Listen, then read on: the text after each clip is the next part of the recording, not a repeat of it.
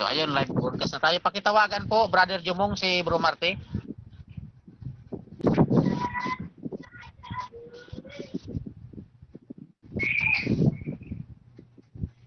Bro Jumong?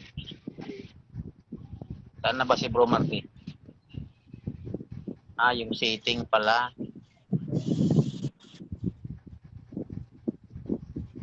Setting ng room. Kailangan open. People with the link. Yan, okay na.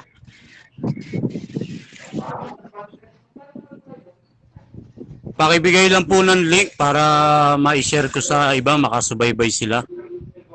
Apo, wait lang bro, yung mga lilipat lang ko sa aking... pwede nyo bang makuha doon sa ano ko? Sa Facebook? Kasi nandito kasi ako sa isang account ko. Kung lilipat ako baka mawala tong live eh. Bro Libby, kaya mong kunin yung live doon sa ano? Sige po. Sa wall ko? Sige po, salamat po. Sige po. Okay, si Brother Marte, yung debater, wala pa?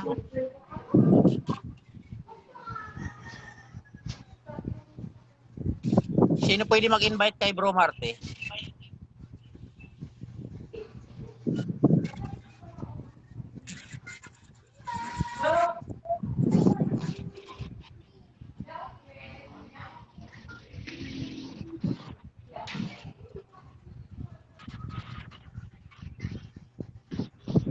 Anong topic nila, Bro Ernie? Patutunayan ni Bro Denmar na nasa RCC ang Apostolic Church. Okay. Salamat. Ayan, naka-join na.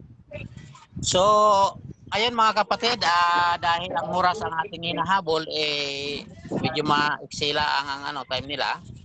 So, mangyari po na mag-mute muna lahat at ang maiwan lang na naka-open ng mic ang dalawang debater para sa kaayusan po ng ating mga manonood, ano? So, Bro Simplicio, i-mute muna kita. At Brother Dinmar, mag-on mic po kayo sa hudyat ng aking pag mag-i-start na po kayo, ano? So, ngayon, hanapin ko lang yung roles na sinin sa akin. So, ito. Yan. So, ngayon po mga kaibigan, magandang araw muli. Nagbabalik po tayo, ano? Live tayo sa ating feeds, ano? Sa Defenders of Faith official, no? So, sa araw pong ito, mayroong magaganap na debate sa pagitan po ng RCC at ng GW o Jehovah's Witness. So, ang roles po na gagamitin natin ay roles po ng Defenders of Faith official roles, no? So, babasahin ko muna ito. Nga po pala, ang paksa, no? Ang paksa na kanilang pag-uusapan sa hapong ito ay patungkol po sa Apostolic Succession. Affirmative side po dito ang RCC, ang kinatawan po si Brother Denmar Santiago, debater po ng RCC. Ang paksa po, patutunayan ko na nasa RCC ang Apostolic Succession. So negative side naman po dito, ang ating pong kapatid na si Brother Marty ng GW. So magandang araw muli sa lahat ng makakapanood ng live gabi. Magandang gabi sa mga nasa ibang bansa kung makakaabot, ano? So ito po, bago mag-umpisa ang talakayan, ang oras po nila ay 10 minutong presentation at ang pagtatanong o cross-exam ay 5 minutes. At ganun din po yan sa rebuttal stand, no? 10 minutes, 5 minutes po ang pagtatanong. So at magkakaroon po sila ng tag 5 minutes na final conclusion, ano? Sa rules po, ang kinasanayan dito ay mauunang magko-conclusion ang affirmative side at ang huli po ay ang mauna po pala ay ang negative side at ang mahuli po ay ang affirmative side. So, basahin ko po itong rules na gagamitin natin at kailangan sang-ayunan ng dalawang debatista para po sa kaayusan ng debate. So, ang rules number 1, sumagot muna ng diretso ayon sa uri ng tanong gaya halimbawa ng kategoryal, saan, sino, kailan, ilan, ano at etc. bago magpaliwanag nang hindi lalampas ng 20 segundo. So rules number 2, kung walang diretsong sagot ayon sa uri ng tanong, next question kaagad at sa presentation na lang linawin, no? Okay, rules number 3, huwag mag-interrupt sa nagtatanong o sa sumasagot habang ito'y nagsasalita pa nang ayon sa oras na nakalaan sa kanya.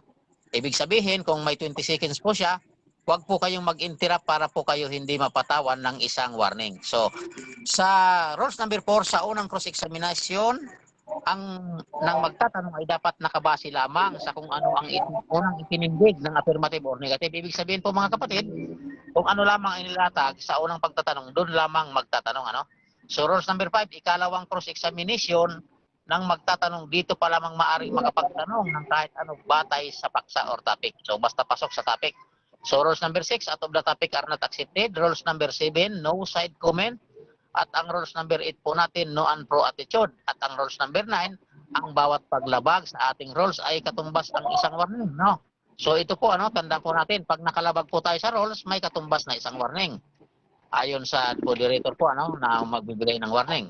So kung sa 10 naman, kung ang nagtatanong ay aabot sa 3 warning, ang oras ng pagtatanong nito ay mababawasan ng 1 minuto, at kung ang sumasagot naman ang aabot sa 3 warning, ay madaragdagan ng 1 minuto ang oras ng nagtatanong. O, yun. Yun na po yung okay, naka-live na po tayo sa Defenders of Faith, Defenders of Faith official, magandang hapon muli sa mga tagapakinig. So, kung nakahanda na po natin ang ating affirmative side sa kanyang presentation, mangyari pong pag-isagot po pag-i-open ng mic, Brother Denmar.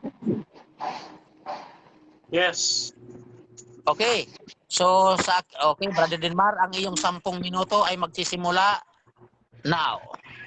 Okay, isang magandang hapon sa inyong lahat, mga kapatid. At bago natin simulan ang ating diskusyon ngayong hapong ito, mga kapatid, ay nagpapasalamat tayo sa Panginoon na tayo ay muling nakabalik sa pakikipagdiskusyon sa ating mga kaibigang mga kaibayo sa ating pananampalataya. Ito po ang inyong lingkod, Brother Denmar Santiago. At inirepresenta ko po yung aking napag-aralan at aking naobserbahan sa aral ng ating banal na simbahan. Ngayon mga kapatid, ngayong hapong ito, bago natin pag-aralan ang paksa na sa atin ay ibinigay ng ating kausap na isang saksi ni Jehovah, ay marapat lamang na tayo ay sumambit ng isang panalangin. Sa ngalan ng Ama at ng Anak at ng Espiritu Santo. Amen. Hail Mary, full of grace, the Lord is with thee. Blessed are you among women, and blessed is the fruit of thy womb, Jesus. Holy Mary, Mother of God, pray for us sinners now and the hour of our death. Amen. In the name of the Father, the Son, the Holy Spirit. Amen. Our Lady of Fatima, pray for us. Ngayong hapong ito, mga kapatid, tatalakayin natin yung apostolic succession. Ngayon, hindi naman lingid sa kaalaman ng bawat isang Katoliko na mayroong itinayo ang ating Panginoong Hesukristo na iglesia, o simbahan. Kasi kapag nadidinig natin yung salitang iglesia, ay baka iniisip ninyo ito yung tatag sa Punta Santa Ana. Hindi po.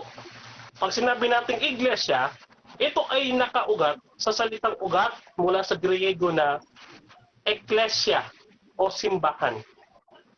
So ngayon, babasahin natin mga kapatid, ano ba yung ating pundasyon pagdating sa ating simbahan. Basahin ho natin dito po sa Mateo sa 16 at 18.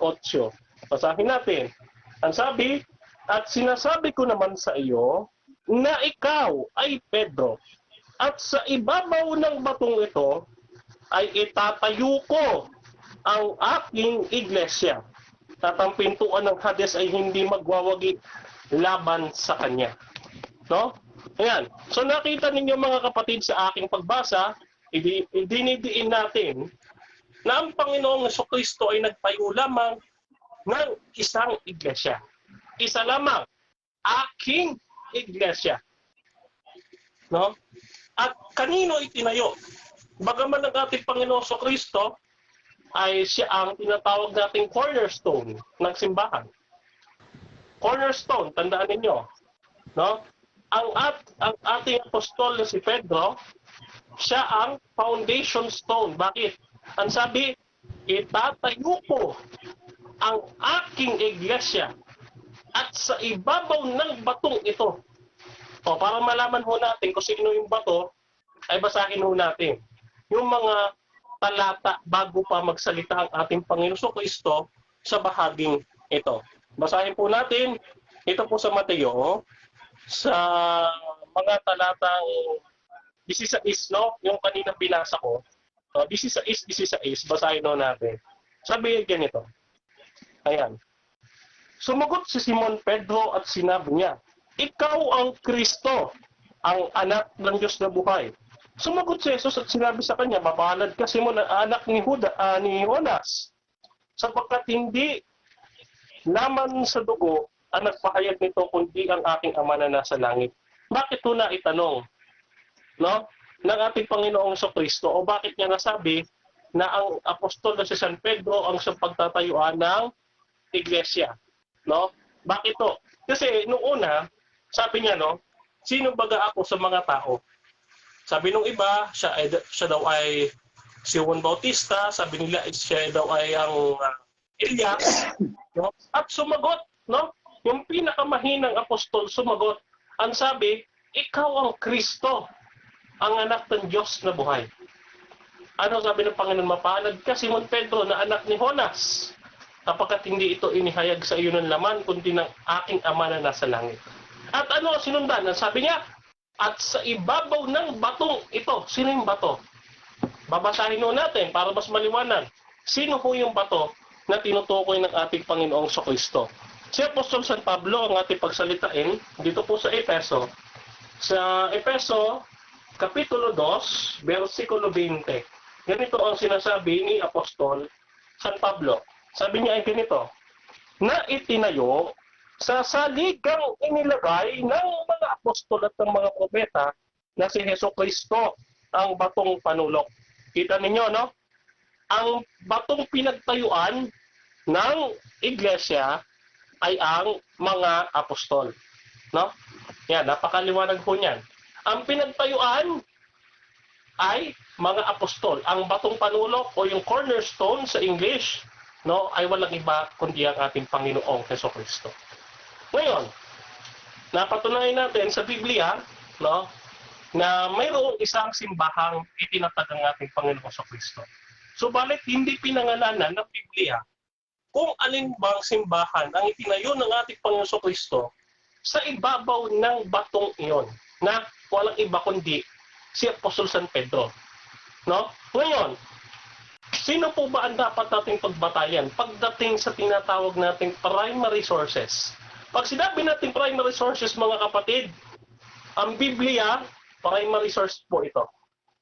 So, balit, hindi natin may interpret ang Biblia kung wala pong tradition. Ang tradition po ay binubuo ng mga kasaysayan ng simbahan kung saan ito ay hindi nakasulat o nakapaloob sa Biblia. No, ito po yung kasaysayan ng mga apostol. Ito po yung mga kasaysayan o mga sinasabi, mga dokumento, mga sulat, epistles ng mga sinaunang tao. Pero bago tayo bumasa niyan, mas maganda, doon tayo sa Protestant.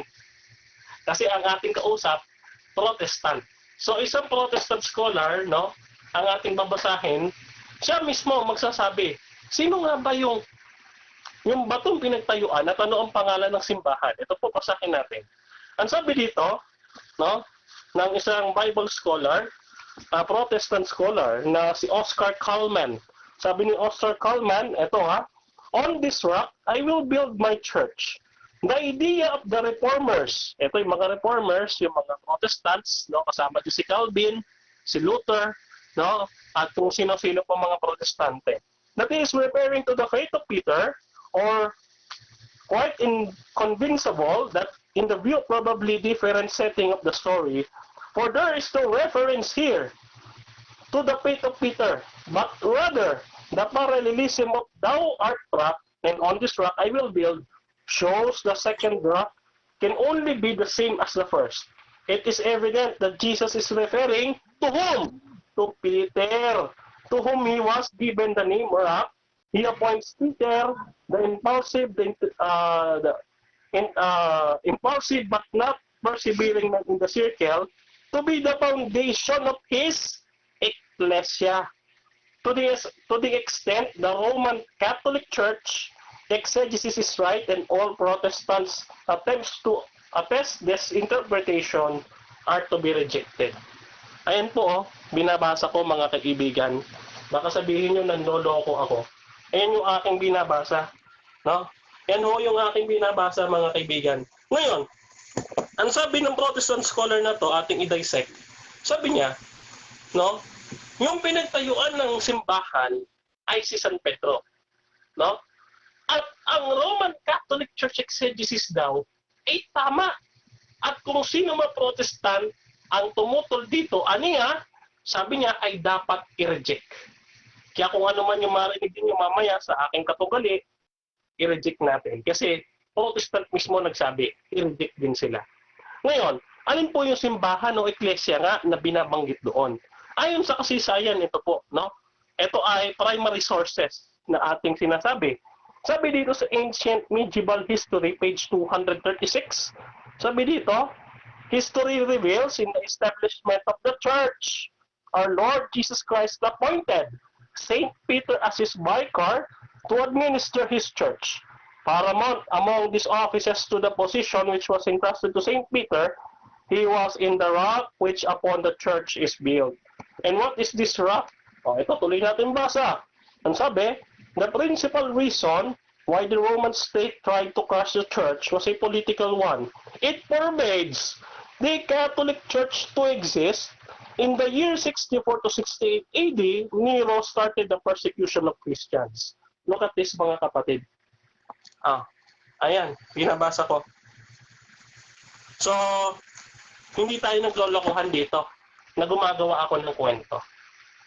No? Ano ang sabi? Yung pinipersecute na church, na early Christian church, ay ito pala ay Roman Catholic Church na nakatayo, no, sa ibabaw ni San Pedro. At take note, mga kapatid, meron po ako ditong listahan ng mga santo papa, no? 266, ito po, ayan, no?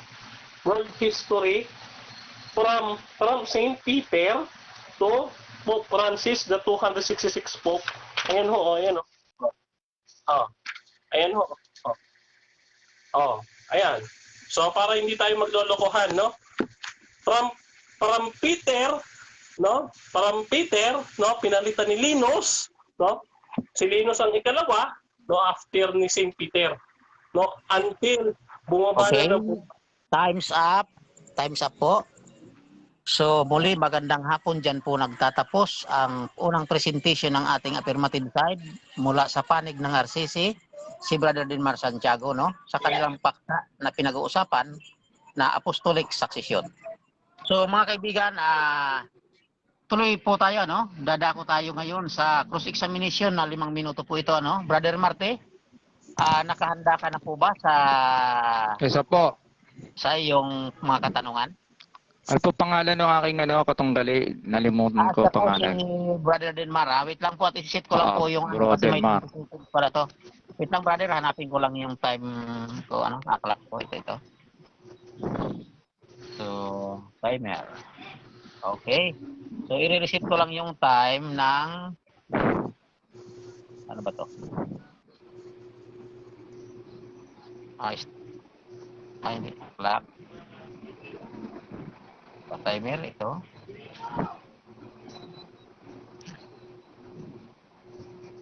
So, ayan, paano ba itong timer ko na to? Ayun, ako na. Okay, so 5 minutes ito, bro, 5 minutes. So, Brother Martin, nakanda ka ako? Po. Maingay maingay. Pag-i-off lang po yung mic ng mga hindi kasali sa debate. Please lang po at nasa live po tayo. So, ayun po, mag-uumpisa po ang iyong 5 minuto. Time start now. Broadmar. Yes.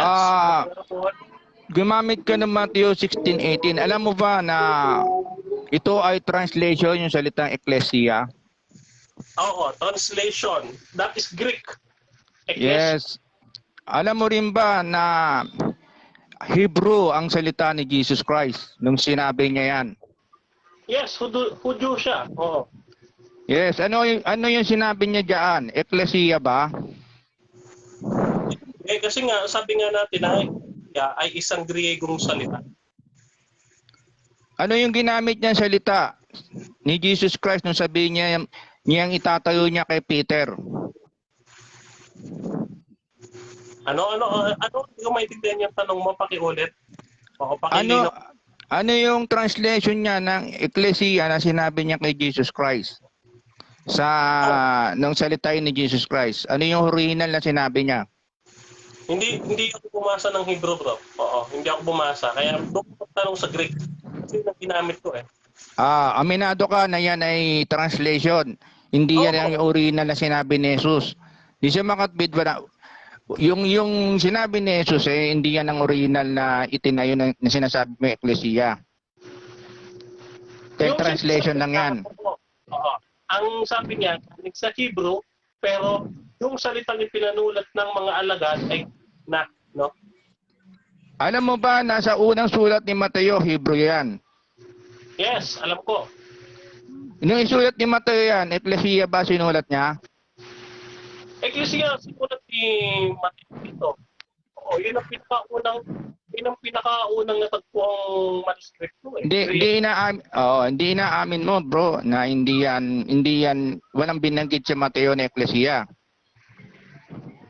Meron din ako dito kasi nga Griego ang sulat ni Mateo. Nung ang Kristo ay Hebrew kasi siya ay Hudyo. Pero paano sinulat? Sa Griego siya isinulat. Ano yung sinulat ni Mateo? Diyan sa 16:18 sa wikang Hebrew. Hindi Hebrew ang ginamit ko, Greek. Sabi ko, ang sulat ni Cut the time muna, moderator concern. So, brother Marty, ipaalala ko lang po na bawat tanong ninyong matatapos ay mayroon siyang 20 segundo para sumagot, no? So, bawal nyo pong interrupin siya. Antayin nyo po yung next question ko. O dili naman kaya, kung siya po ay hindi na nagsasalita at least 3 seconds, pwede na po kayo pumasok. So, okay? Tuloy tayo sa tanong. Mayroon kang 2 minutes and 45 seconds. Start now. Sino pa magtatanong na po ako? Apa. Okay. My next question ay binanggit mo si Linus. Oo. Na siya ang in-appoint ni Peter. Saan nakasulat? Ay, hindi mo mababasa sa Biblia yon. Pero yun ay sinasabi ko nga, tradisyon ng simbahan. No? Kasi hindi naman lahat ng nasa Biblia, hindi naman lahat din nakasulat sa Biblia, no? Kahit yung pagkabatay ni St. Peter dito, hindi mo mababasa eh. Okay, di ibig sabihin na ano lang yan, wala kang nabasa kasi napatunayan biblical history in-appoint ni Peter si Linus bilang pangalawa sa kanya. Yes, so kasi ano yun eh. Sabi nga sa Mateo 28:19, no? Gumawa kayo ng mga alagad. Yun ang ginawa ni St. Peter, doon niya ipinasa yung pagiging apostleship kay St. Linus. Okay, sino nagsabi na si Linus ang pumalit kay Peter? Sino sa tradition mo? Sino nagsabi? Si St. Peter mismo ang nag-appoint sa kanya. Sino pa ba? Wala Hindi, na. batay sa iyo okay, sige. Sorry. Moderators, mabibigyan kita, Brother Martin, ng isang warning katulad po ng sinabi ko kanina. Sorry. Mayroon kang 20 segundo. So first warning ka, Brother Martin. Mayroon kang 1 minute and 21 seconds. So paki-resume po yung sagot, Brother Denmar. Mayroon ka pang 9-10 seconds. Go ahead. Okay. Ayun, si St. Peter ang nag-appoint sa kanya, no? Batay sa tradisyon kung saan mo tinatanong, ano? Next question. Okay, sa mga tweet, hindi mo kayang patunayan biblical history na kasi yaman kasi yung pangalan dalawa na yan sa Biblia. Hindi mo kayang patunayan biblical na in-appoint. Meron ako binanggit kanina. Sabi ko, di ba, Mateo 28:19. At saka isa pa, pinakita ko na kanina, di ba, merong listahan dito galing sa world history na ito yung mga 266 sa listahan ng mga Santo Papa. Napatunayan ko, history yun eh. Next question. Okay. Next question. Oo. Sabi mo, pinatunayan mo, no, historical. Sino nagsabi sa history? Sino yung source mo na nagkuwento niyan? Na si Peter inappoint itong si Linus. Ayan, ang sabi dito, no, World History, no, page 298. Oh. Ayan, mismo, yung binabasa ko kanina. Saan kumuha ng source yan? Saan niya nila nakuha yung impormasyon ng world history na sinukuha Okay, mo? time's up. Time's up. Time's up. So, pakisagot na lang yung last question, Brother Denmar, kasi umabot pa naman doon sa oras niya. Tapos, babdada ko na po tayo pagkatapos niyan sa presentation niya naman. So, sagutin mo po. Okay. So, nanggaling yon doon sa mga letters na natagpuan noong unang siglo. No? Kasi may mga sulat-sulat yung mga apostle na wala naman dito talaga din sa Biblia. No?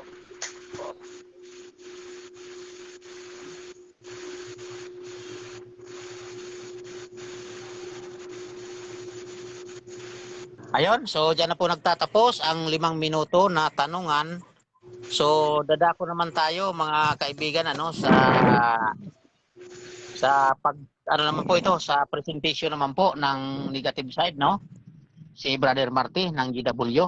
Siya po ang tumatayong negative side. So, Brother Marty, nakahanda ka na po ba sa iyong presentation? At Yes. siya nga pala, bago po kita bigyan ng oras, Brother Marty, batiin muna natin yung mga nanonood sa live. Mayroon po tayong 6 na viewers sa ngayon, no? Biglaan kasi ang debate. So, may 6 na viewers tayo. Magandang hapon sa inyong lahat dyan sa live, no? Maging yung nandito sa loob ng room, binabati natin yung mga kasama natin dito, si Brother Roel, Brother Dom, kung sino man, din natin maisa-isa, no? So, magandang hapon sa inyo at enjoy po sa panonood ng debate, ano? So, Brother Marty, are you ready? Okay po. Okay, your time starts now. Narinig niyo po, no, mga kaibigan po namin na nakikinig, buksan po natin ang ating isipan. Hindi niyan ma-connect biblically yung kanyang pinaniniwalaan. Nung tinanong ko siya, sinabi ko sa kanya, no, kung ano yung grupo na itinayo, isinulat ni Mateo, hindi niya masagot ng tuwiran yung grupo na yon. Ano ba yung sinalita ni Jesus Christ? Hindi niya rin kung anong termino yung ginamit. Kasi po, wala pong salita mismo na binitawang church. Wala. Kasi ay modernong salita. Yung mga translation po kasi yan. No? Maski eklesiya, walang binitawan si Jesus. Sa mga kapatid, walang itinayong eklesiya. No? Wala po siyang tinayo. Tinanong po natin kanina, no? Mayroong bang regarding kay Peter sa kay Linus? Biblical, kasi kinukwento niya si Peter daw nag-appoint kay Linus. Pumalit pangalawa eh. Tinanong po natin ang liwanag. Saan mo nabasa sa biblical history o sa Bible? Wala po siya. Nagtatago po siya dun sa sinasabi niyang tradisyon. Na yung tradisyon po na yun, no? Salit-saling po yun, no? Salit-saling salita na isinusulat ng mga sinaunang tao na nabuhay nung una, ikalawa at ikatlong siglo. Salit-saling sabi. Sinabi nito, sinabi niya. Hanggang sa makarating at tinipon-tipon ng mga historiador. Kumuha siya ng historiador, no? Kaya po natin tinatanong yung kanyang preferensya. Pauwiin po natin saan kinuha nung nagkukwento dun sa book. No, saan siya kumuha ng impormasyon? First hand pa information ba yung nakakuha na niya na talaga bang nakita? Nasaksiyan si Peter sa si Linus. Bakit po? Meron naman Linus talaga sa Biblia. Pero wala po tayong mababasa na si Linus in-appoint, no? Kung may appoint man si Peter, alam niyo po ba? Hindi sa Roma, hindi ma-appoint 'yun eh. Kung sinasabi nilang unang-una sa Roma. Bakit po? Alam niyo po ba mga kaibigan namin, no? Nais ko pong patunayan sa modernong mga mananalaysay na si Pedro hindi po nakarating ng Roma. No? Ito po sabi ng mga modernong manunulat. No.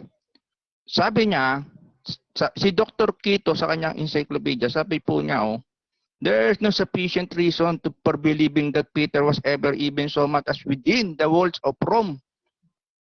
Di ba? Sabi pa rito, ni Dick's Theology, page 468, we read, the sum of all that has been said is that we have no evidence that Peter went to Rome now or at any time. Sinasabi naman ni Robert Hall sa kanyang sulat, isang historiador din. Sabi niya, that Peter was ever at Rome, we have no evidence. Nililiwanag niya, mula lang ito sa uncertain tradition. No, walang ebidensya na kundi sa salit-saling sabi. Kaya nga tinitrace back po natin.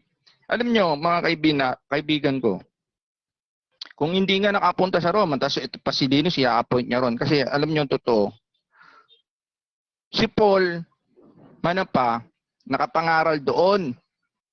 No? At may mga ebidensya na si Paul ay nakapangaral doon. At kung meron man na i-appoint pagkatapos ni Peter, walang iba na kundi yung mga kamag-anak ni Paul. Sino pa yung mga kamag-anak ni Pablo? Alam niyo po, binabati niya po yung sinasabi niyang nandiyan sa loob ng grupo na yan na tinatawag ni Jesus Christ na kahal o congregation na tinatranslate naman na ecclesia. Sa Roma 16:7, may dalawa pong kamag-anak diyan si Paul. Hindi pa po siya nako-convert sa Kristyanismo. Kristiyano na tong dalawa na to. Nakasulat po yan sa Roma 16:7. Ang pangalan po nila, Andronicus at si Junia. Ganito pong mababasa po natin. Kung meron mang i-appoint, dapat ito i-appoint. Sa isang translation ng Bible, sa Contemporary Bible English Version, ganito mababasa. Greet my relative Andronicus and Junia, who were in jail with me. They are highly respected by the apostles and were followers of Christ before I was. Pansin niyo po, binabati niya yung niyang mga relatives. Pambira. Dito may mababasa tayo, sa Tagalog, pabasahin ko po sa Tagalog. Sa Tagalog, ng Roma 16:7 na yan. Pansin niyo, nandito pa sa listahan si Linus. No? Pansinin natin kung meron man sa Roma, kasi sa Roma siya naka-connect Sa 16:7, ang daming pangalan dito Ang totoo nga nito kung paano nabuo ito, kaila Aquila at Priscilla. Sa 16:3, ganito po yung pagkakabuo niyan. Binati po niya yan ni Pablo. Sa sulat niya, batiin niyo si Prisca, saka si Aquila, aking mga kamanggagawa kay Kristo. Binati niya yan. Sabi niya sa 4, nandun daw sa bahay nila, o sa kanila nagtitipon, yung mga eklesiyang hintil. Ngayon, sa 5, sa kanilang bahay, batiin nyo, sabi niya, isa-isa niya. Sa 7, ito yung kumag-anak niya, batiin nyo si Andronicus, si Junias na aking mga kamag-anak. At mga kasama ko sa pagkabilanggo na siyang mga bantog sa mga apostol na sila na may nangauna sa akin kay Kristo. Pansin ninyo, kamag-anak niya na nauna, itong dalawa na to, tapos lalagay mo yung hindi nauna, nauna pa nga kay Pablo.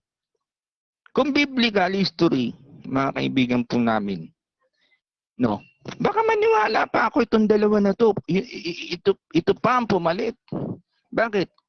Nanggagaling sa dila ni Apostle Pablo, kamag-anak niya. Nanggaling sa dila niya, mga bantog. Kaya nga sa English po, mababasa po natin. Ang respect respetado. Respetado ng mga apostol. Si Linus ba may na-record? Pangalawa, alam nyo, tahimik lang ang Biblia tungkol dito kay Linus eh.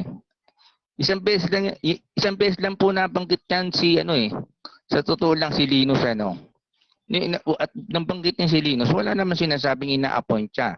Nasa unang Korinto 11:2. No? Basahin po natin nga, tingnan natin. Unang Korinto 11:2 yung pangalan ni Linus. 11:2. No. Ng unang Korinto. Unang Korinto 11:2. Ba? Dali lang 11:2 ng unang Korinto. Tensya na kayo, no? Ang book tong ginagamit ko, hindi cellphone eh. Medyo hinahanap pa natin. Unang Korinto 11:2. Ganito po sinasabi. Ngayon, pinapupurihan ko kayo. Ano po to? Translation and New World Translation. Sapagkat ang lahat ng bagay ay sinasa isip nyo na ako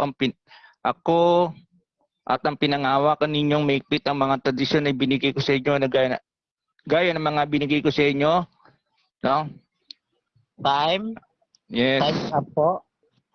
Diyan po nagtatapos mga kaibigan ang presentation ng ating negative side sa hapong ito sa pagitan ng RCC at GW, no? Negative side po dito ang GW, siya po ang tumatayong negative side. So, bago tayo dumako sa ating cross-examination na 5 minuto ng affirmative side sa negative side, muli ay babatiin natin yung mga nanonood sa live. Maraming salamat sa panonood mga kapatid, magandang hapon sa inyo diyan, shout out, no? Dito ako nakikinig. Nga po pala kung aabot ito sa 50 viewers, no, mamimigay dito ng load sa Defenders of Faith. 2 tag 100 peso load. At kung makaabot na ang Defenders of Faith, no, sa 4,000 viewers, cellphone po yung pamimigay dito, brand new 100 po, no. So maraming salamat, yan lang po, no, follow po yung aming YouTube channel, no. Salamat sa inyong lahat. So Brother Dilmar, nakahanda ka na po ba sa mga katanungan mo? 5 minuto, okay? So isit ko lang Brother Dilmar itong oras mo para makapag-umpisa ka na. Wait lang po ako nag-isip din ng oras. So ito. So yan. 5 minutes. Okay, Brother Dilmar, your time start now. Okay, so magandang hapon sa iyo, brother. Ngayon, ang unang tanong ko ay ganito. Sabi mo kasi kanina ay pwede naman mag-appoint si Peter, pero hindi si Linus ang i-appoint niya. Tama ba? Tama o mali? Wala ako sinabing hindi si Linus. Sabi ko walang nakasulat o walang sinabi na in-appoint niya ito si Linus. Yan ang sabi ko. Pero ibig sabihin, pwedeng mag-appoint si Peter. Oo o hindi? Tanong niya para kay Peter, di ba? Kung mag-a-appoint pa siya? O ano ba ibig sabihin, mag-opinion ako? Hindi, yun yung sinabi mo. Ayon sa sinabi mo kanina, Cut the time, kung cut the time, mag-appoint please. siya, Cut the time.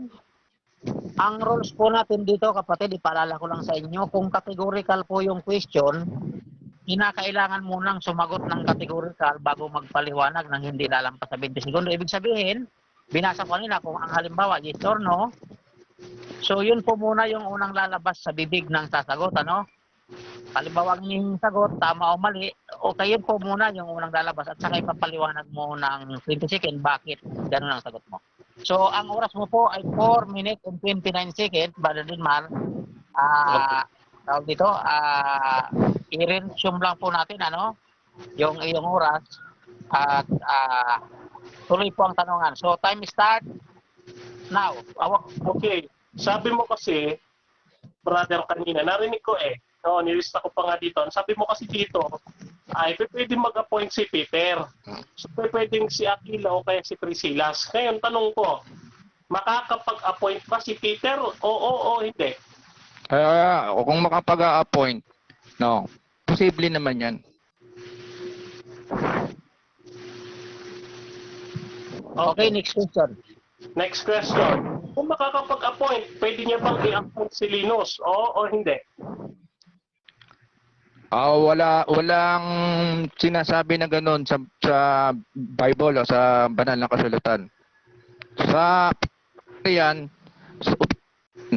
pero sa realidad wala. Sa real talk, Okay. Sa kasaysayan ba, o layo tayo, labas tayo ng Biblia. Sa kasaysayan ba, no, nung pumunta, no, nung nag-ikot-ikot na si San Pedro para mangaral, posible ba na mai-appoint niya si Linus? O hindi? sa kasaysayan ng Biblia, ang posible ang iniisip mo, pero hindi nangyari. Wala kasi nga, dahil hindi nangyari, walang totoong kung kasaysayan ng Biblia. Okay, sige. So, posible palang ma-appoint si Linus. Ngayon, tanong ko sa iyo, kung i-appoint ni Peter si Linus, no, may magagawa ka ba? Hindi ko nakakuha yan, ingay, bro. Ulit yung tanong. Okay, ulitin ko yung tanong, no? Kung ini-appoint nga ni Peter si Linus, sabihin natin, nasa kasaysayan at mababasa ko rito, no? May magagawa ka ba kung in-appoint niya si Linus? Meron o wala? Ang sagot ko, kung may magagawa ba ako, ang sagot ko dyan, kung nangyari talaga yan, wala akong magagawa. Kasi nga, hindi nangyari talaga, kaya nga tinututulan ko. Ngayon, kaya mo tulad itong world history na nakasabi, si Peter, 64 to 67, si Linus ay 67 to 69 AD, naging Santo Papa. Ito ba, tinututulan mo yung world history? Oo, hindi. Tinututulan ko yung pag-a-appoint. Oo nga, ito nga. Ito nga, nasa world history. Hindi ko tututulan kung totoo ang kwento. Biblical. Kung biblical talaga yan, hindi ko tututulan. Pero kung pasalit-salit sabi, tinututulan ko. Ay, ulitin ko yung tanong. Labas tayo ng Biblia. Nasa kasaysayan tayo. Sabi mo kanina, posibleng i-appoint si Linus ni Peter. Ngayon, pinakita ko sa iyo itong libro ng world history, kaya world history yan, nakita ko sa'yo na magkasunod si Peter and Linus, sinasabi mo namang hindi mo pinaniniwalaan. Sino paniniwalaan natin? Itong world history o ikaw? Yung Biblia, paniniwala ko yung history mo, hindi salig sa Biblia, kaya hindi ko pinaniniwala yung history mo. Okay, sige. So, ang mali dito, at ang dapat namin paniwalaan ay ikaw, at hindi yung world history. Tama ba o mali? Ang tindigan ko, paniwalaan natin. Moderator, categorical ang tanong ko. Ulitin mo yung tanong mo, bro. Ulitin ko. So, ibig mo sabihin, ikaw yung paniniwalaan namin at hindi yung world history. Tama Moderator ba? muna, moderator. Bali po, nakakatang oras mo, 38 second ang natitira, Brother Denmar. So, ang rules po natin dito, no? Sa ikalawang pagkakataon, Brother Marty, mabibigyan kita ng warning. Kailangan po munang sumagot ng categorical bago kayo magpapaliwanag. Kung halimbawa po ang tinatanong sa iyo, tama o mali, kailangan nyo muna sabihin tama o kaya mali. Tapos, explain nyo po ng 20 seconds. So, second warning po, tuloy po tayo, 28 seconds ang nalalabi sa oras, no? So, time start now. Okay, ulitin ko. Ibig bang sabihin ay ikaw yung tama at ikaw dapat paniwalaan namin isa dito sa world history? Tama o mali? Tama ako. Okay. Explanation, bro. Sige. Explanation. Tama ako. Kasi ganun paniniwala ko, naririto sa Biblia. Walang ulat, no? Walang ulat, walang kwento. Time's up. Diyan po nagtatapos ang 5 minutong pagtatanong ng ating affirmative side sa ating negative side. So, mga kaibigan, tayo po ay dadako sa rebuttal stand na po ito na 10 minuto, ano? 10 minutong rebuttal stand ng ating ah, affirmative side, si Brother Denman Santiago ng RCC. So, Brother Denman, nakahanda ka na ba sa iyong presentation? Yes, ready. Sana po ba? Po, wait lang at ating yan. Okay, 10 minutes. Time start now. Okay, so magandang hapon muli sa inyo lahat mga kapatid, ano? Ngayon, mga kapatid, ay mukhang nagtatago yung ating kapatid sa ating pananampalataya dito sa tinatawag niyang sa Bible lang daw siya maniniwala. Ito mga kapatid, yan ang kadalasan problema sa mga kaibigan natin sa protestante, no? Na puro Bible lang, no? Ito mga kapatid, kaya hindi niya mabasa na pumunta si San Pedro sa Roma, kasi ayaw niya magbasa din ng Biblia niya. Ayaw niya magbasa ng Biblia. Ito mga kapatid, ito dito niyo makikita kung paano yung ating kalaban tinitwist kayo, no? Dinideceive kayo, no? Parang sinasabi niya na sa Bible lang siya maniniwala, sa Bible lang, no? Sa Bible. Samantalang yung Bible mismo nagsabi na si San Pedro pumunta sa Roma. O ito, basahin natin, no? Basahin natin. Ito po sa unang Pedro, no? Basahin po natin unang Pedro sa 5, ang talata po ay 13. Pakinggan po ninyo dito sa isang magandang salin, no? Ito, napakagandang salin nito, no, mga kapatid. Ito na sa The Living Bible. Sabi dito ay ganito. Ayun, no? The church that is at Rome, elected together with you, no, salute you and to do my son Mark. Ayan, sabi diyan. No? Ayan. So, nasa Bible pala, the church is at Rome. No, sino ba ang nagpapatunay niyan? Ito mga kaibigan, dinanggit niya yung mga unang Kristiyano sa unang siglo. Ilalabas natin, sino-sino ang mga to. O, ayan o. Ito, si Eusebius. O, ayan, sabi ni Eusebius sa kanyang The Chronicle, no, 303 AD. The Chronicle of Eusebius in Caesarea. Sabi niya dito, the Apostle Peter, after he has established a church in Antioch, is sent to Rome. Is sent to Rome pala eh. O yan, si Peter of Alexandria sa Penance, Canon 9, no, sa 306 AD. Sabi niya, Peter, the first chosen of the apostles, at last was crucified in Rome.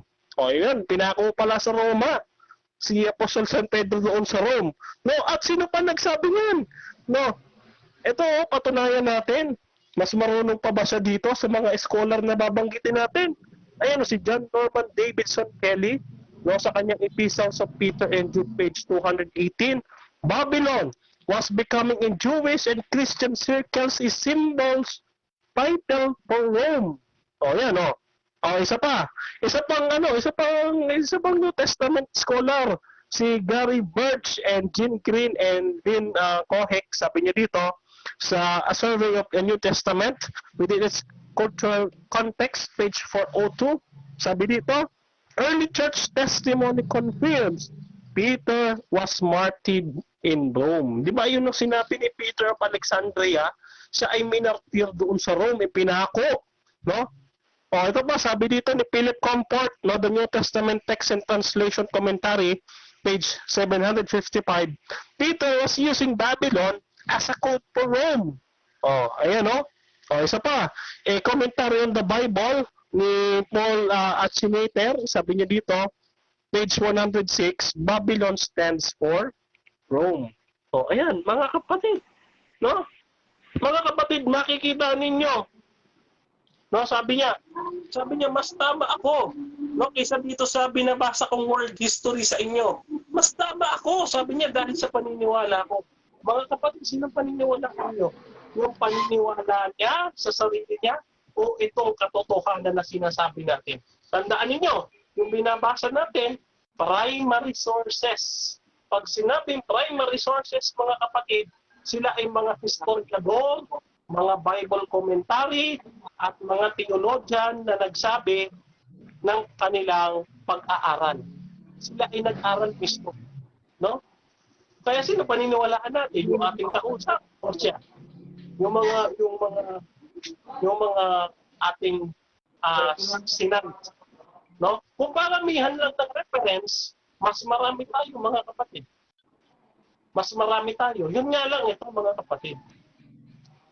Yung ating kaibay sa pananampalataya, lumayo doon sa topic. Ang ating topic ay apostolic succession. Ano ang itinapik niya? Itinapik niya si San Pablo. Di ba ang layo? No? Ang layo kasi hindi ko naman pinatid si San Pablo. Oh. Di ba? O ngayon, ang tanong natin sa kanya ngayon, saan yung pagtutol mo? Doon sa itinayo ko, wala pa. Wala pang tinututol.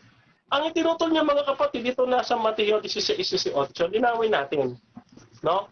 Ang salita ng ating Panginoon Kristo, no? Aramaiko at Hudyo, Hebreo. Hebreo. Yung mga apostol nagsulat Greek. Greek. Kaya nga Greek New Testament.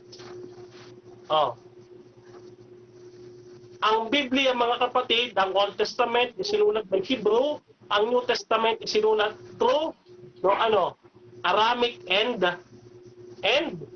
Greek. So bakit niya ko hanapan ng Hebrew? Kasi palusot niya. Kasi kahit anong ilusot niya dito, mga kapatid, ang itinayo ni Kristo simbahan talaga. Simbahan. Bakit? Kasi alam niyo mga kapatid, kung may pagsisinungaling niya yan, mga kapatid. Meron ditong isang referensya, kukunin ko mamaya. May referensya tayo sa saksi ni Jehovah na yun ay gumising. Sabi doon sa kanilang pabalat, gumising.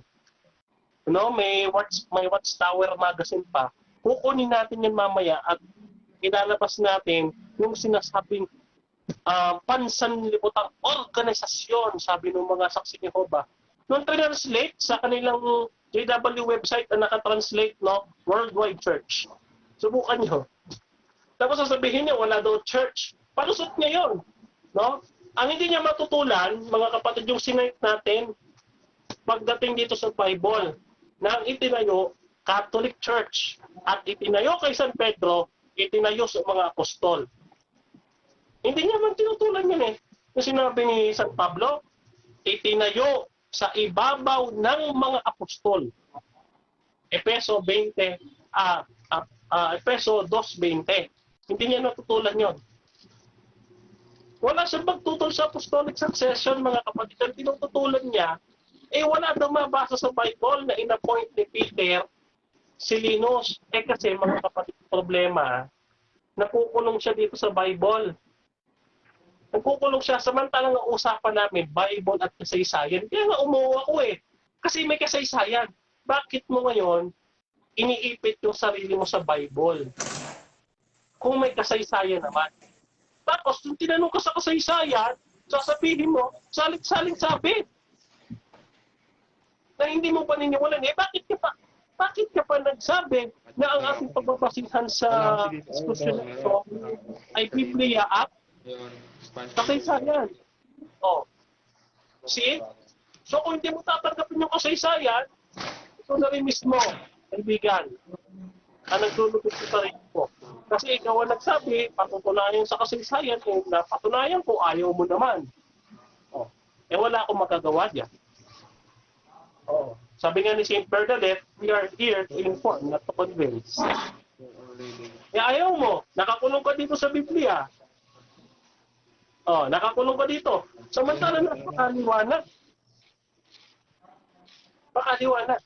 Itatayo ko aking iglesia sa ibabaw nino, San Pedro. Ayan nandito pa sa aking world history. Ayan Saint Peter, Saint Linus, ayan si Saint Anacleto, si Saint Clement. Ayan Ito, mga kapatid, hindi ba nabanggit sa Bible yung mga yan? Totoong tao sa Bible yan. And kanina, tinanong natin siya, kaya niya ba? No? Kung kaya niyang tindigan yung kanya sinasabi. No? Tinatanong natin sa kanina, may posibilidad ba sa kasaysayan na i-appoint ni Peter si Linus? Sabi niya meron. Pero sa Biblia daw wala. Talagang walang kamahanap sa Biblia. Kahit yung pagpunta ni San Pedro sa Roma, no? Hindi mo mababasa dito. Kahit yung pagpako sa kanya. Yung pagpako nga kay San Pablo, wala dito eh. Alam mo ba si San Pablo? No, nung yan ay minartir, no? Yan ay pinubutan ng ulo. O nabasa mo ba sa Bible? Wala. O yung pagkamatay ng ibang apostles, yung pagkamatay nila, wala dito. Ibig mo sabihin, pag hindi mo nabasa dito, hindi ka maniniwala? O, paano kung sabihin ko sa iyo, hindi naman namatay dito si John the Apostle, si John the Beloved? Ibig sabihin, buhay pa rin si John the Beloved. Mahinang argumento po yun kasi naglalak dito sa Bible. Naglalak.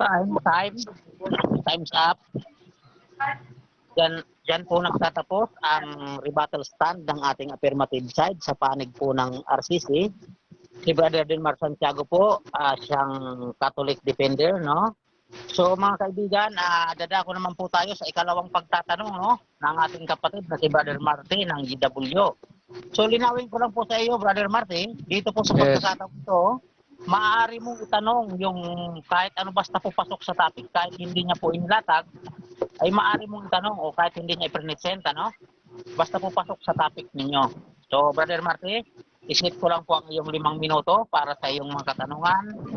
Kung ready ka na, your time start now. Okay. Doon sa sinabi mo na 5:13 na ginamit mo na salin, nakasulat ba dyan, Roma? Oh, the church is at Rome. The Living Bible yan. At Rome? At Rome? Yes.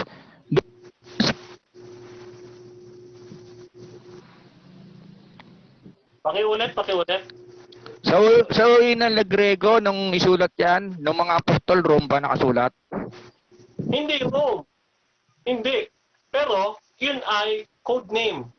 Kasi nung mga panahon ngayon, nung nagsusulat si San Pedro, ay maaari siyang patayin ni Nero sa Sama. Kapag ay sinulat niyang Rome yun, hindi niya sinulat as Rome. Ba't niya na ba sinulat ng gano'n? Sino nagbigay ng impormasyon sa inyo na code name yun ayon kay Pedro? Yun ay code name, according dun sa mga Bible scholars and Bible commentators na ating binasa kanina, na primary sources yon. Kasi yun talaga inaaral ng New Testament. Kaya nga, kanino lang galing yung opinion na yun, na code name yun? Hindi opinion yun. Galing yun sa mga Bible scholars. Ulitin ko, galing sa Bible scholars and Bible commentators. Sinong Bible scholar? At saan niya kinuha yung impormasyon na yun? Okay, banggitin natin yung mga kaninang binabanggit ko na Bible scholars. No? Ayan. So, ngayon, papasahin ko sige. Sumasagot pa. Yan, gaya din dyan. Cut the time po. 3 and 7 minutes and 7 seconds. Pabayaan po nating makasagot ng 20 segundo, kapatid na Marty. Para po malinaw yung pag-uusap, no? May 20 segundo po siya. So, proceed po, Brother Denmar. Ayan, gaya ni John Norman Davidson Kelly, no, sa kanyang Epistles and Peter of Jude, no, 218, Babylon was becoming in Jewish and Christian circles a symbolical title for Rome. Yan. Si John Norman Kelly, no, na isang Bible scholar ng New Testament. Binigay ko sa iyo, Next question. Ano naging batayan ni John Norman Kelly na naging code yan? Saan niya binatay? Binatay niya dito sa Cymbeline Oracles, no? And the Apocalypse of Baruch, no? Sa Eusebius Pampilius, dito sa The Chronicle din, noong 303 AD. Ayan. Okay. Punta tayo kay Eusebius. Nabuhay si Eusebius, 300 taon na, patay ang mga apostol. Sa chronicle na sinulat niya, doon siya kumuha ng impormasyon, tinuturo ng scholar mo. Ngayon, ang tanong, saan kumuha ng impormasyon si Eusebius na regarding na nakapunta ng Roma si Paul? Si Peter. Nakuha niya yan, no? Nakuha niya rin yan sa mga iba pang mga nauna sa kanya. Hindi, patay dyan. Saan niya nakuha ang source? Ayun, sa Apocalypse of Baruch, this is a apocryphal book, no? Apocalypse of Baruch. Ibig hindi yan yung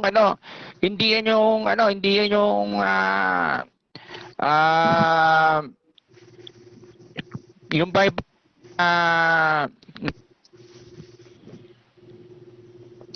Again, no, ang pinagkunan ni Eusebius ay apocryphal. Apocryphal ang kanyang pinagkunan. Okay, ibig sabihin yan yung apocryphal hindi yan Again, naputol, sorry. Oo. Inaamin mo niya mga apocryphal book na yan, yung mga lihim, di ba? Ang bibig sabihin ng aklat na yan, mga lihim. Na aklat. Hindi. Yung source niya, ibig galing sa isinulat ni Peter. Inaamin mo. Inaamin ko na hindi talaga ito sinulat kasi ayun nga, no, galing siya sa Apocalypse of Baruch, which is a deuterocanonical or apocryphal book na dapat ay kasama sa kanon ng New Testament. Okay. Sino yung Baruch na yan? Sino yan? Sino yung writer na yan? Sino yung writer ng Baruch na apocryphal book na yan na nagkukwento? Saan niya nakuha information? Actually, until now, that is a debatable topic. No? Hindi ko sasagutin. Okay. Last question. Ano pa ba yung ano pa yung Time's up. So, sige, tapos sige. na po ang 7 minuto na mga tanungan, 5 minutong tanungan, no? Yan po nagtatapos. So, mga kaibigan, dadako naman po tayo sa tinatawag na rebuttal stand ng ating negative side, ano? At pagkatapos nito, tanungan ulit, no? At tuloy-tuloy po tayo sa final conclusion, no? So, 10 minuto ito, Brother Martin, no? Muli binabati po yung mga nanonood live, maging yung nandito sa loob ng room. Naka-live po tayo sa Defenders of Faith official, no? Page, no? Patuloy po kayong sumubaybay, ano? At baka magtuloy-tuloy na po ang aming pagla-live dito muli. Mamimigay po tayo ng load at saka libreng load po yun, ano? At hindi lang yan, brand yung cellphone kung kami aabot na, no? Yung aming YouTube channel, no? At tuloy-tuloy na po tayo dito mga kaibigan, ano? Maraming salamat sa inyo. So, 10 minuto ito, Brother Marty, para sa iyong dito, presentation. Rebuttal stand. Are you ready? Okay. Ang topic po natin, no? Siya po ang naglalayo, no? Lumalayo. No? Ginamit niya yung yung Peter 5:13 para patunayan si Peter ay pumunta ng Rome. Iniimbestigahan po natin mga kaibigan yung source of information, napakahalaga niyan, no? Tinuro niya yung isang scholar niya ng information, inimbestigahan natin yung panay scholar niya, no? Kumuha sa salit-salin sabi. Lumalabas salit-salin sabi, no? Sinabi daw ni nung isang Eusebius, na si Eusebius na nabuhay 300, hindi naman nakita. Hindi nakita tuwiran at hindi niya nakita yung sulat ni Peter tuwiran. No? Iniimbestigahan natin, napunta na siya doon sa apocryphal. Lumabas na po yung katibayan. Nung iniimbestigahan na natin yung apocryphal, napunan yung mga kaibigan, nakapo-corner na siya. Hindi niya na masabi ngayon yung information, no? Kung sino yung mga yon na nagbibigay na information. Tandaan niyo po, no? Paniwalaan po natin ang isang bagay, dapat doon po tayo sa reliable na information. Sino po yung reliable information? Kung paniniwalaan nyo po, yung kung sino yung sa reliable information, doon na po kayo din sa mismo mga sumulat, yung mismo halimbawa, yung mga apostol. Yun po talaga may reliable information. Ito po sa binasa pa ni Peter, ito po, pangahawakan po natin reliable po yung sulat niya. No? Kasi po siya yung may sulat, no? I-document niya po ito. Balikan po natin yung yung kanya sulat po, no? Yung 5:13, no? Ayon kay Peter, ganito po sinasabi niya. Binanggit niya, no? Binanggit niya naman doon sa sulat niya kung nasaan siya. Hindi niya po binabanggit niya na Roma. Wala po siyang, binasa-basa ko nga po, sinundan ko yung niya, wala. Ibig sabihin, ang sinasabi ni, ang sinusulatan niya, yung mga Kristiyano, no? Sabi niya sa unang Pedro 5:13,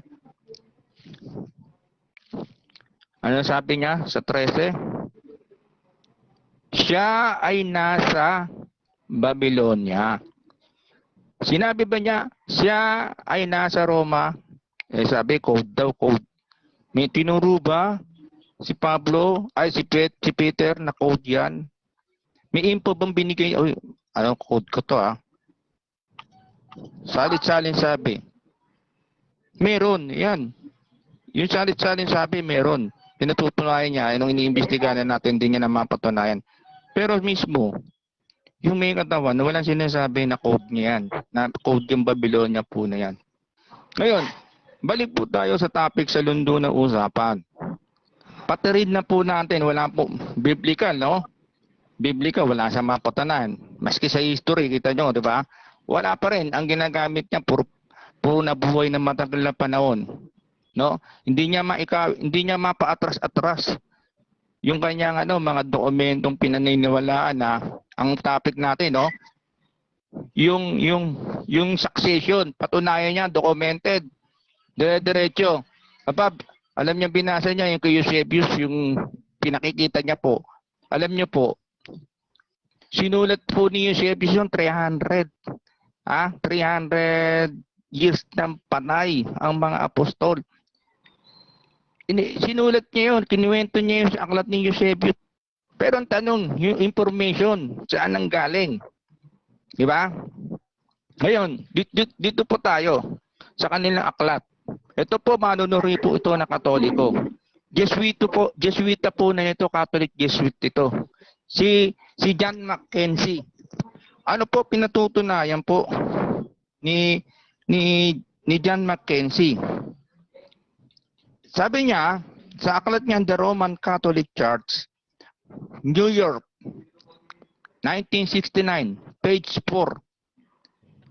Sabi po, isang professor po ng theology sa Notre Dame, Jesuit John Mackenzie, historical evidence does not exist for the entire chain of succession of church authority.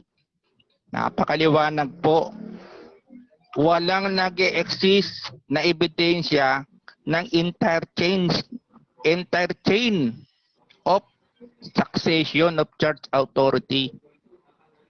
Pinipilit po nila, bakit itong mga manananggol na hindi naman nakakatulad ng kanilang profesor, yung kanilang teacher, nagsasabi na ito matitigas sa ulong estudyante.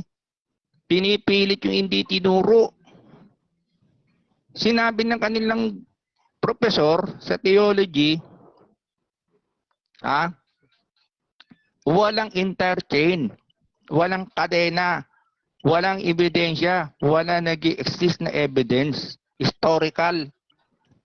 Patutunayan historical, ito na nga historical, pinatutunayan, wala nga Isa pa, encyclopedia, New Catholic Encyclopedia, inaamin, 1967, volume 1, page 696.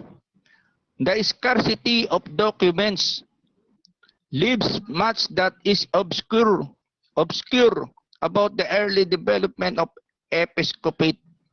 Isipin nyo, Ano sinasabi ng kanila New Catholic Encyclopedia? Kulang ng mga dokumento ng pagkakabuo ng sinaunang episkopa na nanatiling malabo. Nag-imbestiga po sila, no? Sa kanilang aklat mismo, pinatunayan. Ayun yung episcopate po, yan po yung yung sinasabi nilang church authority. Sila daw in-appoint, patapos daw ni Peter, si Lidos, tapos may Evodius, yan nga po yung, ang ebidensyang pinakikita lang yan nga po yung kay Eusebius, walang patid. Pero alam niyo po ba, iba naman yung pagkakalinya ng Catholic na Orthodox. Yan po yung, sa totoo lang po paatrasin niyo po, kaya ngayon hindi niyo ginagamit yung sa pang-Orthodox kasi mayayari. Yung kapag kabiyak nila, ikwento ko lang po ulit kung paano po nabuo sila. Ano po?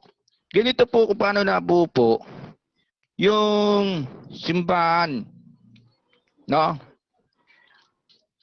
Paatrasin ko po.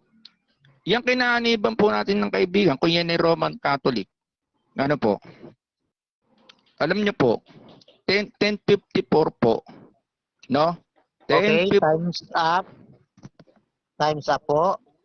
Diyan po nagtatapos ang 10 minuto na rebuttal stand ng ating kapatid na si Brother Marty. So mga kaibigan, dadako po tayo sa 5 minutong pagtatanong muli ng ating affirmative side, no? Sa paksang pinag-uusapan nila na apostolic succession, mga kaibigan ko, yung nanonood dyan sa live, no? Para sa inyong kalaman, ang naglalaban po ngayon sa talakayan ay si Brother Dilmar Santiago ng RCC, yung Catholic Defender. At si Brother Marty naman, isang GW Defender. So, Brother Dilmar, nakahanda ka na ba sa iyong 5 minutong katanungan? Yes. Oo. Okay. Your time start now. Okay. So, nung kanina, nung bumabasa ako ng mga reference, ayaw mong tanggapin, di ba? Oo, hindi. Hindi. Dahil Okay. hindi naman, tama na, di ba, sasagot, Sige. kaya ako hindi tinatanggap, no, hindi naman lahat ng reference mo, hindi ko tinatanggap. Sinusuri ko nga yung reference mo So may sa mga sinabi ko kanina gaya ng world history, naniniwala ka doon? Oo, hindi. Hindi lahat ng naroroon, pinaniniwalaan ko yung aklat, yung pagka-reference mo. Pero yung impormasyon na nakalagay doon, no, sinusuri ko batay sa biblical history. Kaya hindi ko pinaniniwalaan. So, kung ikaw yung gusto mo paniwalaan kita. Okay. So ngayon, ito, ulitin ko yung tanong. No? Sino ang dapat namin paniwalaan? Ikaw o itong world history na nagsasabi na mula kay Saint Peter hanggang kay Saint Linus hanggang kay Pope Francis ay nagpapatuloy ang apostolic succession? Kanino kami makikinig? Sa'yo o ito sa world history? Sa akin ka maniwala kung biblical ang batayan ko. Ngayon, maniniwala tayo dyan kung may biblical na batayan. Okay. Okay. So ngayon ha? Ngayon, tanong ko sa iyo, yung sinabi mo na posibleng i-appoint ni Saint Peter si Linus according sa kasaysayan, yun ba ay nasa Bible o wala? Yung pwedeng i-appoint, nasa isip mo lang yun. Okay, ulitin ko yung tanong. Categorical eh. Yung sinasabi mo kanina na posibleng i-appoint ni Saint Peter si Linus, no? Pagka ang usapan ay kasaysayan. No? Sabi mo kanina yun eh, nung tinanong kita nung una. Sinabi mo kanina, posible, sabi mo. Pag sa kasaysayan ng pag-uusapan. Ngayon, ang tanong ko sa iyo, yun ba ay nasa Biblia o wala? Yung sinasabi kong kasaysayan, linawin ko lang. Dalawa yan. Biblical history, secular history, yan yung ginagamit mo may reference. Ngayon, kung ang tinatanong mo, kung posible bang i-appoint, biblical. No. Sinabi ko naman, di ba? Kung may a-appoint, no, bakit hindi paniniwalaan? Kaso wala nga. Moderator, ang tanong ko kung meron o wala. Wala nga, di ba? Okay, wala. So yung sinasabi mo kanina na pwedeng i-appoint, wala pala sa Bible. Bakit yun ang pinaniniwalaan mo? Pambira ka. Di ba, ang sinasabi mo, kung po pwede. Wala naman talang mababasa tayo kung po pwede. Kaya wala. Okay. Okay. Ngayon, tanong ko sa iyo ngayon, ha? Ang moderator's concern, at the time, iwasan po natin yung mga katagang pambihira ka kasi ang tanong po hindi yun ang hinihinging sagot, ano? Ang hinihingi pong sagot ay hindi yon. Kaya iwasan po natin kapatid na Marte. Okay, thank you. May, nakaka-consume ka na po ng brother man, 3 minutes and 21 seconds. May natitira kang 1 minute and 29 seconds ang nalasabi mong oras. So patuloy po tayo sa tanungan, kapatid. Pakiulit ang tanong para masagot. So ngayon ang tanong ko naman, no? Ang tanong ko, ngayon, hindi ba dapat paniwalaan itong si Eusebius kesa naman sa iyo, no?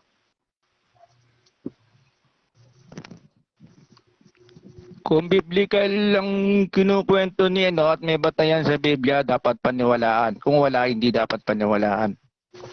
Okay. So ganito, para magkasundo tayo, no? Ang pinag-usapan nating topic aayon sa Biblia at kasaysayan. Di ba approve ka doon? Kasaysayan.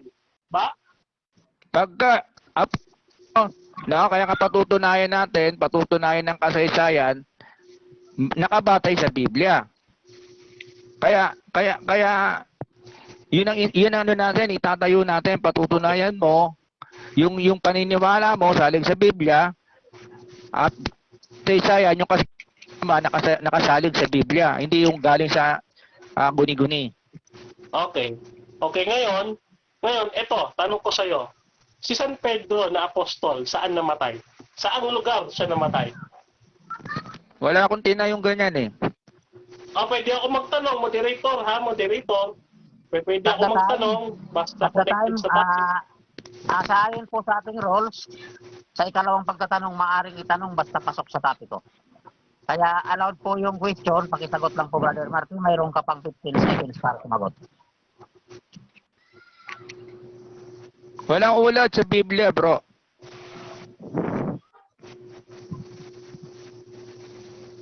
Saan niya namatay? Saang lugar? Patutunayan, di ba? Di ba, sabi ko nga walang ulat sa Biblia. Time's up. Hindi, wala akong istan Time's yan. up. Ikaw magpatunay kung saan namatay. Time's up. Time na po, time na. So, Okay. Diyan na po nagtatapos ang ating 5 minutong pagtatanong. Napakagandang talakayan, at napakamahinahon ng dalawang debatista natin. So mga kaibigan, dadako tayo sa final conclusion ng bawat isa. Mauna po dito si Brother Marty sa kanyang 5 minutes. Isisit ko lang ang oras para po Ano po to, bro? Conclusion na? conclusion na po ito, Brother, Last Brother Marty. Yes. Ang minuto Yes, ay sige, mag-uumpisa. Tapos, okay po, mga kaibigan at mga kasama natin narito, no? Maliwanag po sa talakayan po, wala po siyang mapatunayan. Salig sa Biblia, kaya po, nagtatago po siya doon sa sinasabi niyang salig sa kasaysayan. Tandaan po natin, mga kaibigan, paniwalaan po natin ang isang kasaysayan ng manunulat kung may sinasaligan. Lalo na ang pinag-uusapan, kwentong biblikal. Tandaan po natin, ang ikinukwento po na karakter sa Biblia. Tandaan po natin kinasiyan. Kinasiyan po yung banal na kasulatan, pero hindi po kinasiyan yung mga manunulat ng kasaysayan. Kung mayroon mang unang paniniwalaan, paniwalaan po natin yung kinasiyan na mismo na manunulat. Manunulat din po ng kasaysayan yung mga nasa banal na kasulatan. manunulat din sila ng kanilang mga ginawa, mga karanasan. Ngayon po, nakatala po kung ano po yung tamang dapat natin paniwalaan. Ang tinitindigan po natin, yung bang meron pang apostolic succession. Wala po siyang mapatunayan, ano po. Wala po siyang mapatunayan. Kundi ating mismo, ulitin ko, pinapatid po mismo yan ng teacher niyang theology o theologian. No. Kagaya po na sinasabi ko. Basahin ko pong muli, marapatin po ninyo, na pinapatid po yung kadena na yan ng sinasabi niya na dali lang po nawala na sinasabi niya na mayroong patuloy na paghahali-halili ang mga apostol o apostolic succession. Yan po ay bunga lamang ng mga guni-guni. Yan po ay bunga lamang ng mga salit-salin sabi niya siya mismo nagpatunay ng record. Yan po'y binuo lamang na sinasabi niyang si Eusebius sa kanya aklat na Chronicle, no? Noong 300 taon na namamatay ang mga apostol. Yan po ay bunga lamang ng pagsasaliksik na sinasabi niyang Eusebius na sinasabi niya, ito'y kasaysayan. Oo, natala sa kasaysayan. Ang tanong, saan ang batayan? Saan niya sinalig? Yung kanyang pagkakahanay-hanay na yan. Kaya nga po hindi niya mauwi kasi isa-isain natin kung paano binabtize yan eh. No? Aalungkatin po natin yan hanggang sa liit-liit ang detalye. Pero kagaya po ng aking nabanggit, ito si John Mackenzie, isang Jesuit professor ng theology na Notre Dame. Sabi niya po sa kanya aklat, The Roman Catholic Church, 1969, page 4, historical evidence does not exist for the entire chain of succession of church authority. Napakairap po bang unawain ito? Meron po bang kadena na nagpapatuloy? Meron po bang batayan o ebidensya? Yung professor po ng theology niya ang umaamin. Evidence historical does not exist the entire chain of succession. Kaya ang pumapatid po mismo, no? Pinapatid po natin ngayong hapon na ito yung guni-guni at salin-salin sabi na paniniwala, no, ng ating mga kaibigan po na dati kong kinaaniban. Sa kanila dito isang aklat po, inaamin sa New Catholic Encyclopedia, the scarcity of documents leaves much that is obscure about the early development of episcopal. Pansinin niyo po, ano po yung inaamin doon ng encyclopedia? Kung mga dokumento ang episkopado nila nananatiling malabo. Time po, time. So mga kaibigan, dyan po nagtatapos ang 5 minutong final conclusion ng negative side. Mangyari pong tayo ay dadako sa final conclusion naman ng ating affirmative side. Tapong ito. So mga kaibigan, pakinggan naman natin ang final conclusion ng ating affirmative side. Go ahead, Bro Dinmar. Okay. Thank you so much, moderator, no? At ngayon nga, no, mga kapatid, ano nangyari? Ako daw ang nagpunta kung saan-saan. Actually, siya ang naliligaw. Una, napunta dun sa bato. Iniwan niya yung argumento niya to sa bato. At saka dun sa simbahan. Bakit niya iniwan? Kasi booking. Booking kasi na isinulat sa Greek at Aramaic ang New Testament. No? At kahit balik-balik na rin niya ang mundo, si Kristo nagtayo ng simbahan. Kahit sa inyong magazine ang nakalagay, pang-relihiyon, sanglibutan, pang-sanglibutang relihiyon ang nakalagay. Ano ba ang relihiyon? Church. O, huwag mo nang itanggi. Ngayon, balik tayo doon, no? Si Linos, hindi niya mapatid-patid. Bakit hindi niya mapatid-patid? Kasi sa Bible lang siya base. Ngayon, ayaw niyang tanggapin yung ating reference. Pero pag siya babasa ng reference, gusto niya ay siya ang papaboran. At sabi niya, mas magaling pa daw siya sa mga theologian, Bible scholar at Bible commentator na ating binasa. Wow, very good. No? Mas magaling ka pala doon, no? Ano kaya ang educational background ng ating kausap? Ano? Ngayon, nahiya naman sa iyo si John Newman. Nahiya naman sa iyo si John Newman na isang Bible scholar na protestante. Para sabihin ko sa inyo, lahat ng aking binasa ay galing sa mga protestante. Hindi po katoliko, hindi self-serving. Oh, hindi self-serving. Napunta doon sa pagpunta ni Pedro sa Roma, hindi naman yun ang usapan. Ang usapan natin kung may kasunod si San Pedro. Sabi niya, mga kapatid, inuulit niya, posible daw. Sino? Si Linos i-appoint ni St. Peter. Posible, siya mismo. Nahuli nyo. Kahit i-background nyo pa yung, i-backplay nyo pa yung record, posible nga daw. I-appoint ni Peter si Linos. Ibig sabihin, no, si Peter makakapag-appoint. Sabi niya, kung makakapag-appoint si Peter, wala siya magagawa. Ano ya? Tinanong ko siya, may magagawa ko ba kung i-appoint ni Peter si Linos? Wala daw. Ay, wala ka naman talaga pala magagawa eh. Oh, bakit ka pa tumututol? Wala ka tututulan. Ikaw mismo sa sarili mo, no?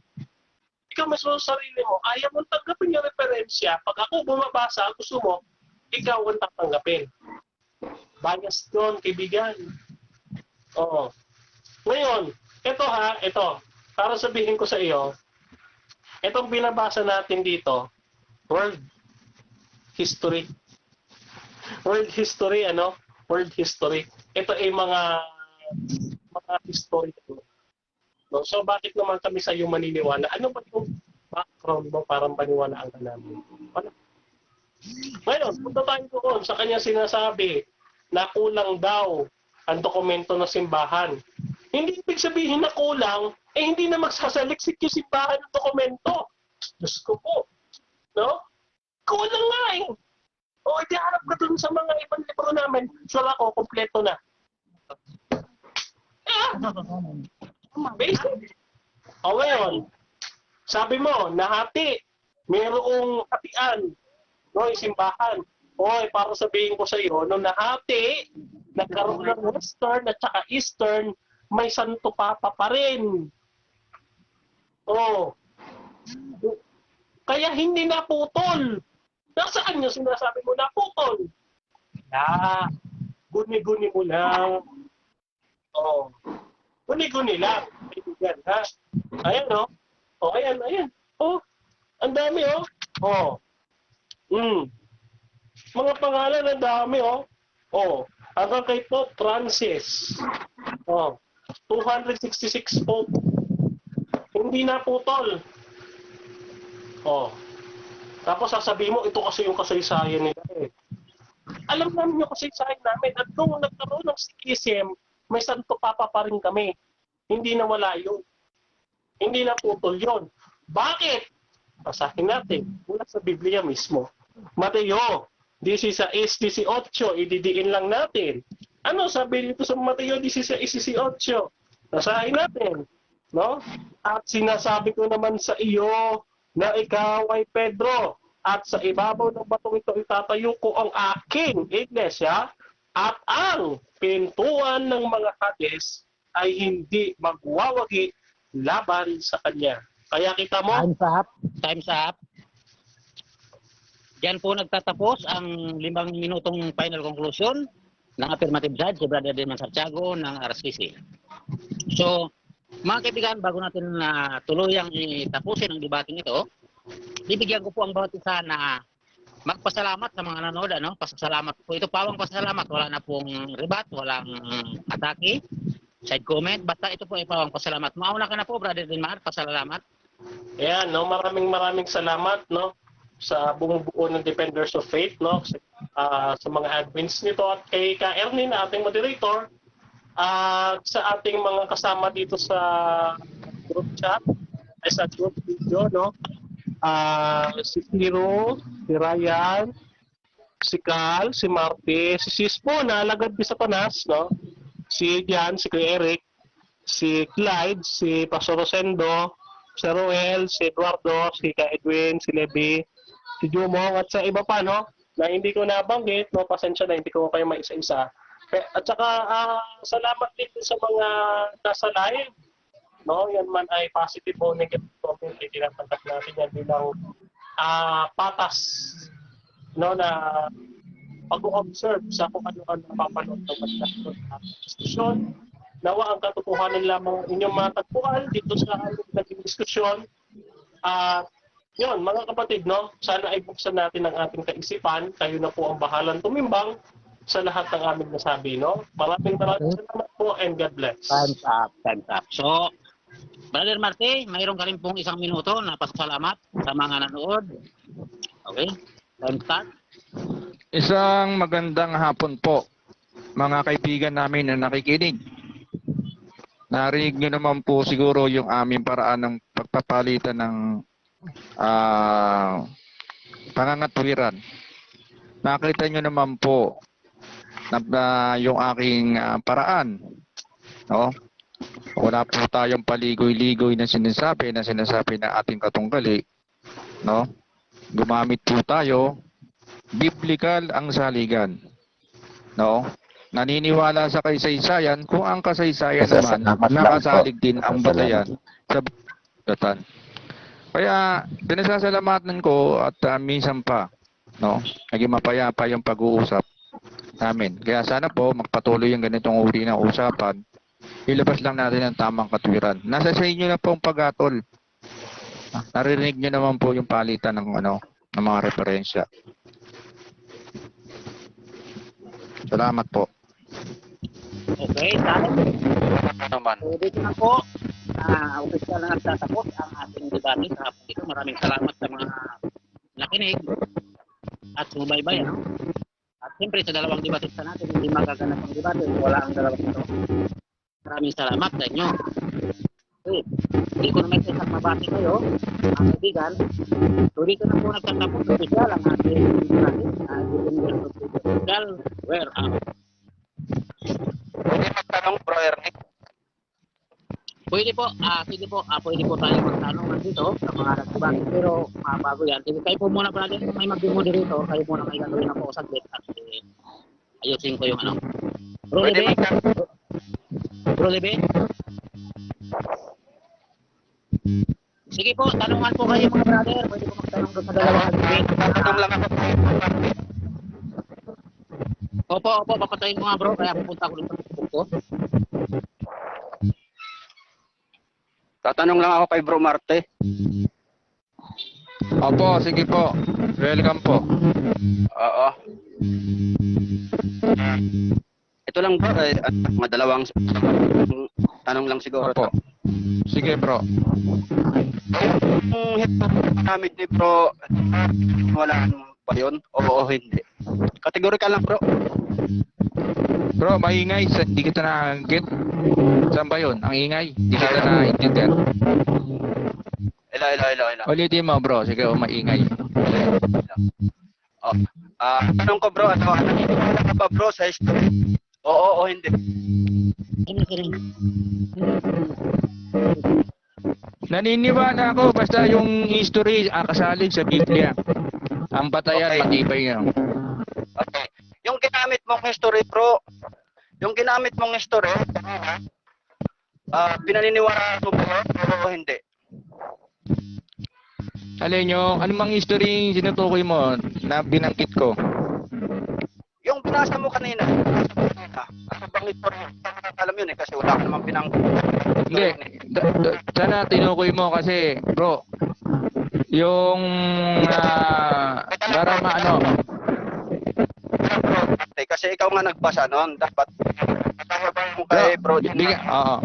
Bro, Niya yung binasa ko bro. Ito sa sample na binasa ko, the Roman Catholic Church. Encyclopedia, Okay, yun na, New yun Catholic, na. New Catholic Encyclopedia. Yan, wala pa yung bro.